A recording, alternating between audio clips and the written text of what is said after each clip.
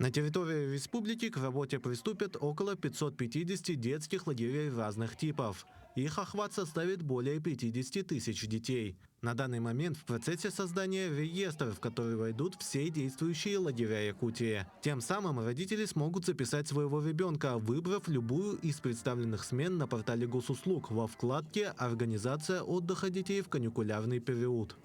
В 2025 году в центре запланированы 22 партнерские профильные смены, 8 из которых уже успешно завершены.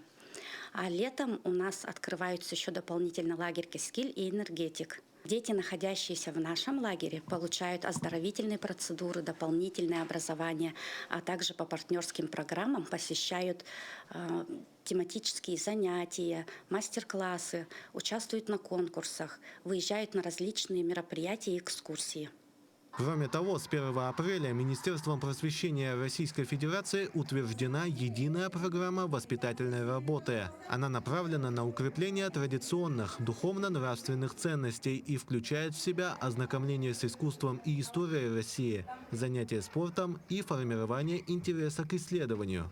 Мы в прошлом году задумали у себя в республике реализацию концепции отдыха, оздоровления наших детей.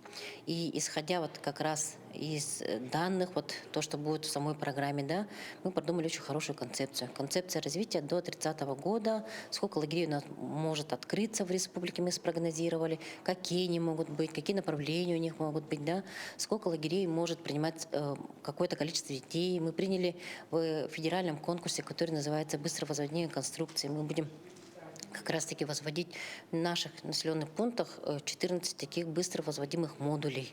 Уже с 1 мая родители смогут записать своих детей в детские лагеря, используя портал госуслуги. Там они смогут не только хорошо провести время, но также откроют в себе новые таланты.